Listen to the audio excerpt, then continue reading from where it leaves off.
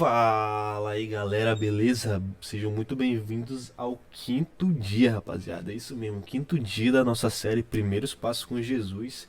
E mais uma vez eu queria pedir para vocês deixarem um like, se inscrever no canal, porque hoje o negócio tá abençoado aqui, rapaziada. Vamos começar aqui, nossa, mais uma leitura aqui. Hoje, quem é Jesus? Hoje, Marcos 8 nos leva à cerne do cristianismo. Temos acompanhado Jesus e seus discípulos há algum tempo. Eles viram seus milagres, sentiram sua compaixão, ouviram seus ensinamentos. Agora é hora da decisão. Há duas questões chaves aqui: quem é Jesus e o que é preciso para segui-lo.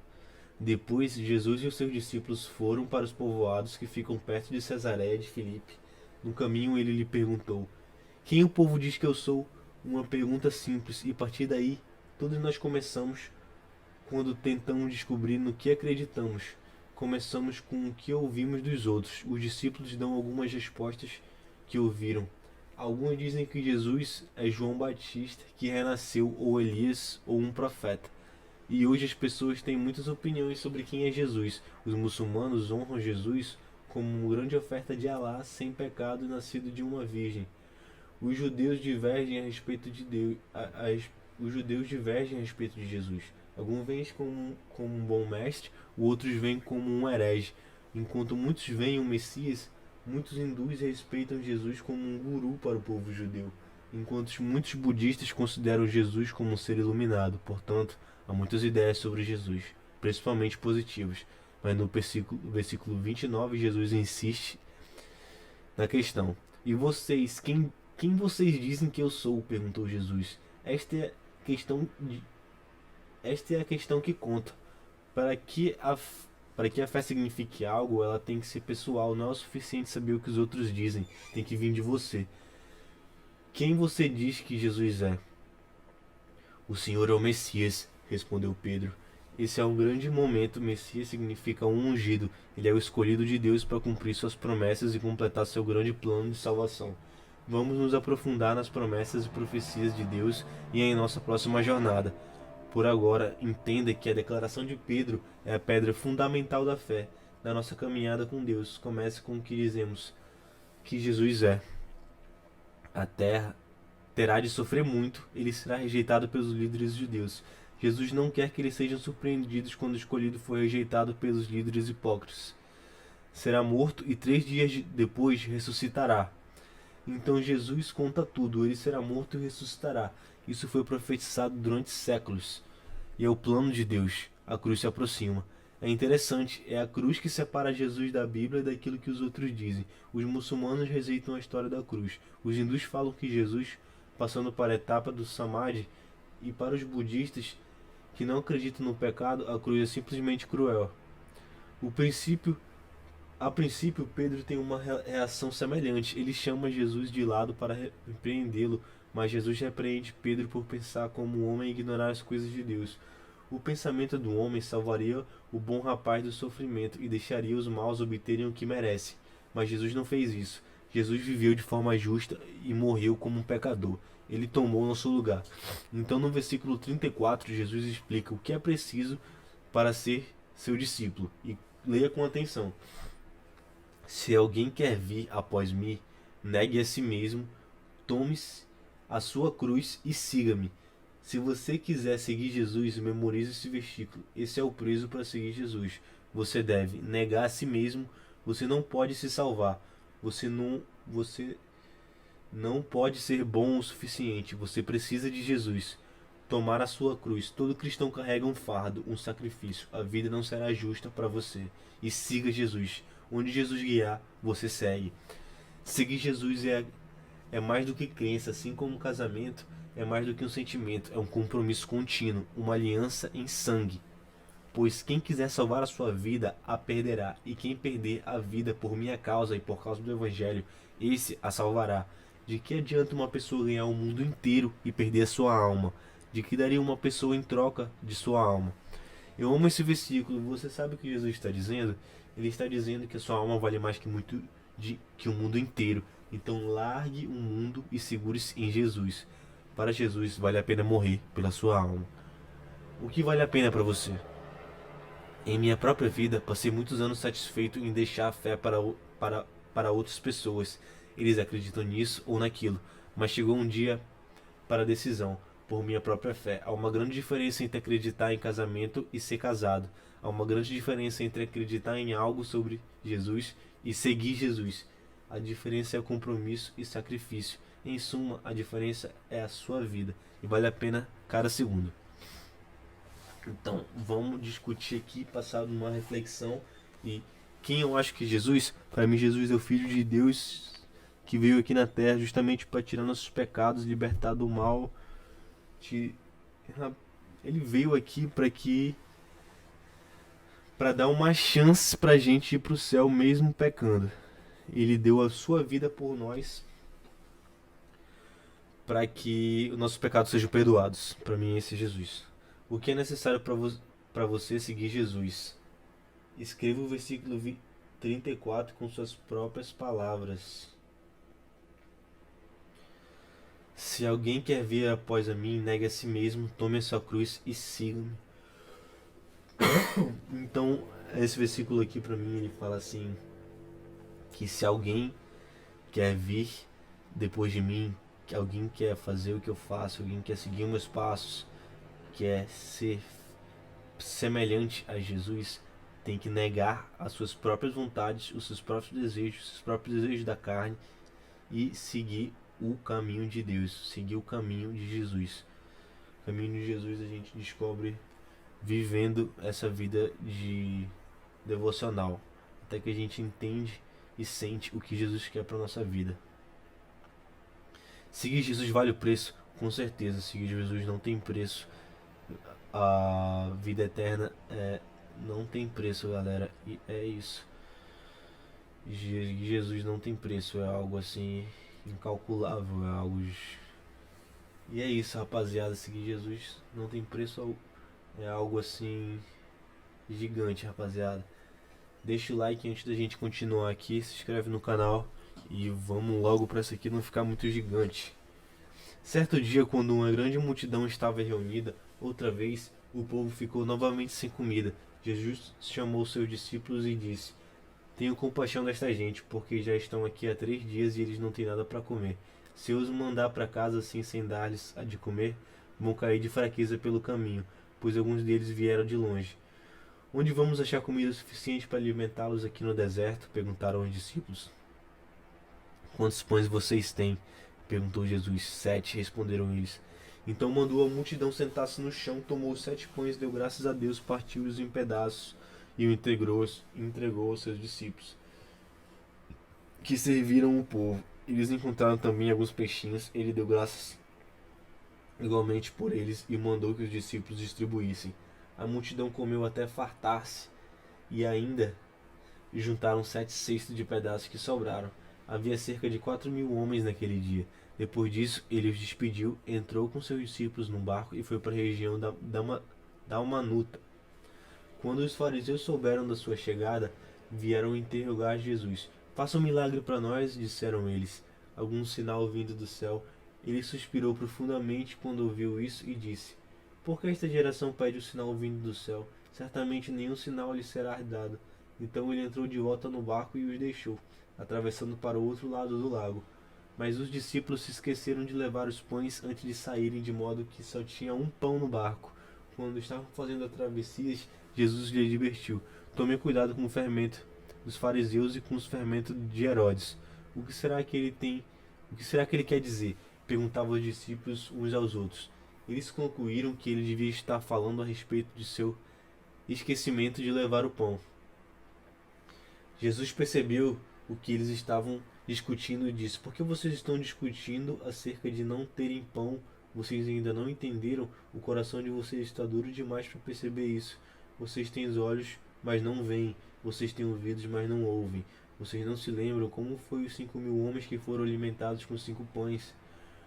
Quantos cestos cheios de sobra vocês recolheram depois? 12, disseram eles. E quando eu parti os 7 pães para 4.000, quantos cestos cheios de pedaços vocês recolheram? 7, disseram. Será que vocês ainda não entendem? Quando chegaram a Betsaida, Algumas pessoas trouxeram um homem cego, rogaram a Jesus que tocasse e curasse. Jesus tomou o cego pela mão e levou para fora da aldeia, cuspiu nos olhos do homem e pôs as mãos sobre ele. Pode ver alguma coisa? Perguntou Jesus. O homem olhou em volta. Sim, disse ele. Vejo homens, mas não posso vê-los claramente, eles parecem árvores andando. Então Jesus colocou novamente as mãos em cima dos olhos do homem. Quando seus olhos foram abertos, sua vista estava perfeitamente recuperada, ele via tudo claramente. Jesus mandou-o para casa junto com a família. Não passe pela aldeia, disse ele. Nisso, Jesus e os seus discípulos deixaram a Galiléia e saíram para as vilas de Cesareia de Filipe. Enquanto caminhavam, ele perguntou-lhes: quem é o povo pensa que eu sou? Que estão eles dizendo ao meu respeito? Alguns deles dizem que o Senhor é João Batista, responderam os discípulos, e outros dizem que é Elias ou algum outro profeta antigo. Então ele perguntou: quem vocês dizem que eu sou? Pedro respondeu: o Senhor é Cristo. Mas Jesus ordenou a eles que não contassem isso a ninguém, e daí em diante começou a ensinar os discípulos, dizendo: o Filho do Homem terá de sofrer muito, ele será rejeitado pelos líderes religiosos, pelos sacerdotes e principais e pelos mestres da lei. Ele será morto e depois de 3 dias ressuscitará. Ele falava sobre isso com eles muito abertamente, de modo que Pedro o levou a um lado e chamou a sua atenção. Jesus voltou-se os olhos para os discípulos, repreendeu Pedro: Satanás, vá para trás de mim. Você está olhando para isso apenas por um ponto de vista humano e não do ponto de vista de Deus. Depois ele chamou seus discípulos e o povo e disse: se qualquer um de vocês quiser ser meu seguidor, deve pôr de lado seus próprios interesses, tomar sobre os ombros da sua cruz, seguir-me.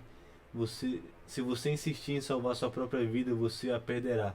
Somente aqueles que põem de lado a sua vida por minha causa e por causa da boa nova que é a salvação. E qual é o proveito que um homem tira se ele ganhar o mundo inteiro e perder sua alma? Ou o que um homem poderia dar em troca da sua alma? E todo aquele que se envergonha de mim e da minha mensagem nesta geração, o Filho do Homem se envergonhará dele quando voltar na glória de seu Pai com os anjos. E é isso, galera. Acabou mais uma etapa aqui. E se tu chegou até aqui, tu vai comentar aí. Deixa eu ver aqui. Vai comentar aí. Como é que é aquele versículo, bicho?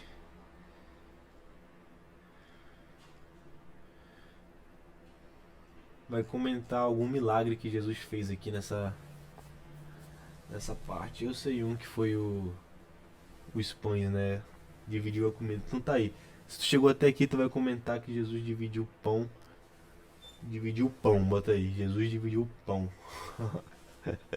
Jesus prosseguiu dizendo: alguns de vocês que estão aqui, de modo nenhum experimentam a morte antes de verem o reino de Deus chegar com grande poder.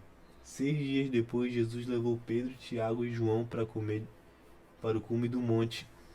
Ninguém mais estava ali. De repente, seu rosto começou a brilhar com glória, e sua roupa se tornou-se branca e resplandecia, muito mais gloriosa do que qualquer processo terreno poderia jamais branqueá-la. Então apareceram Elias e Moisés e começaram a falar com Jesus. Mestre, isso é maravilhoso, exclamou Pedro. Vamos fazer aqui 3 abrigos, um para o Senhor, um para Moisés e um para Elias. Ele disse isso só para falar porque não sabia o que dizer, pois estavam todos apavorados. Mas quando ele ainda falava essas palavras, que a nuvem os cobriu, uma voz vinda da nuvem disse: este é o meu filho amado, escutem o que ele diz. Foi quando eles olharam em volta e não viram mais ninguém, a não ser Jesus. Enquanto eles estavam descendo a encosta do monte, Jesus proibiu de contarem o que havia visto, até que o Filho do Homem tivesse ressuscitado dos mortos. Portanto, eles guardaram aquilo para si mesmos e discutiam a respeito. E se perguntaram o que ele queria dizer por ressuscitar dos mortos. Então eles começaram a perguntar a Jesus: por que os mestres da lei dizem que Elias deve vir primeiro? Jesus respondeu: a verdade, Elias vem primeiro para preparar o caminho, mas porque está escrito que é necessário que o Filho do Homem sofra muito e seja rejeitado. Mas eu digo a vocês, Elias já veio e o maltrataram como quiseram, como está escrito a seu respeito. Quando chegaram perto dos outros discípulos, encontraram uma grande multidão ao redor dos outros discípulos, enquanto alguns mestres da lei discutiam com eles. A multidão olhou admirada para Jesus quando ele veio na direção deles e então correram para cumprimentá-lo. Sobre o que é toda esta discussão? Perguntou Jesus. Um dos homens no meio da multidão tomou a palavra e disse: Mestre, eu trouxe meu filho para que o Senhor o curasse. Ele não pode falar porque está com o espírito que impede de falar. E sempre que o espírito toma conta dele, atira-se no chão, ele espuma pela boca, arranja os dentes e fica rígido. Então pediu aos seus discípulos que expulsassem o demônio, mas eles não conseguiram. Jesus disse: Ó, que fé pequena vocês têm! Quanto tempo mais devo ficar com vocês até que finalmente creiam? Quanto tempo mais esperarei? Tragam-me um menino. Então trouxeram, mas o espírito, quando viu Jesus, imediatamente causou uma convulsão no menino. Ele caiu no chão, contorcendo-se e espumando pela boca. Há quanto tempo ele está assim? Perguntou Jesus ao pai do menino. Ele respondeu: Ele está assim desde que era pequeno. Muitas vezes o espírito faz-o cair no fogo ou na água para matá-lo. Ó, tenha misericórdia de nós. Se o Senhor pode fazer alguma coisa, por favor, ajude-nos para matá-lo. Ó, tenha misericórdia de nós. Se o Senhor pode fazer alguma coisa, por favor, ajude-nos. Se eu posso, perguntou Jesus, qualquer coisa é possível para aquele que crê. Se eu... O pai imediatamente respondeu: Eu creio, ajude a ter mais fé.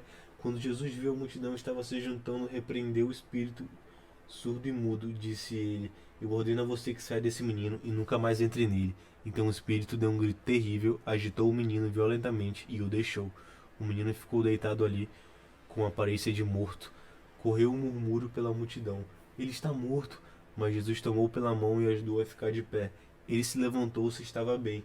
Depois disso, quando Jesus estava sozinho com seus discípulos em casa, eles perguntaram: Por que não podemos expulsar aquele espírito? Jesus respondeu: Essa espécie só sai com oração e jejum. Eles deixaram aquela região e atravessaram a Galiléia. Jesus tentava evitar que alguém soubesse onde eles estavam, a fim de poder passar mais tempo com seus discípulos ensinando. Eles diziam: O Filho do Homem será entregue na mão dos homens e será morto, e 3 dias depois ele ressuscitará. Porém eles não entendiam e tinham medo de perguntar o que ele queria dizer.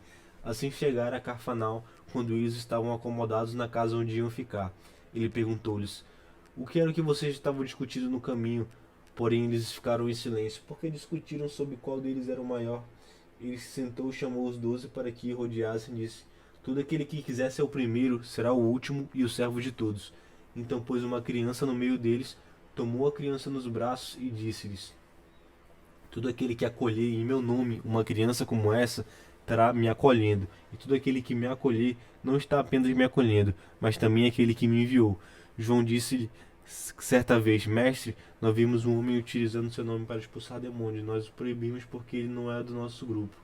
Não o proíbam, disse Jesus, porque ninguém que faça milagres em meu nome se voltará contra mim em seguida. Todo aquele que não é contra nós está a favor de nós. Eu afirmo a vocês a verdade. Se alguém lhes der um copo de água em meu nome, porque vocês são de Cristo, eu afirmo de modo nenhum perderá a sua recompensa. Mas se alguém fizer tropeçar um destes pequeninos que creem em mim, seria melhor para esse homem que amarrasse uma enorme pedra de moinho em volta ao seu pescoço e fosse jogado no mar. Se sua mão o leva a praticar o mal, corte-a. É melhor viver para sempre mutilado do que ter 2 mãos e ser jogado no inferno, onde as chamas nunca se apagam, onde o seu verme não morre e o fogo não se apaga, e o seu pé o leva a praticar o mal. Se o seu pé te leva a praticar o mal, corte-o. É o melhor ser coxo viver para sempre do que ter 2 pés e ser lançado no inferno, onde o seu verme não morre e o fogo não se apaga.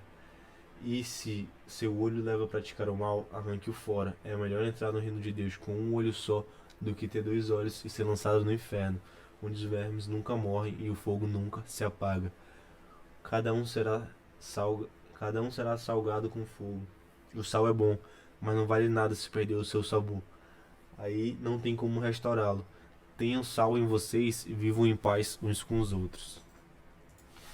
E é isso, rapaziada. Terminamos o 5º dia do nosso plano Primeiros Passos com Jesus. Se tu chegou até aqui, fala assim: Deus é bom e o diabo não presta. Oxi.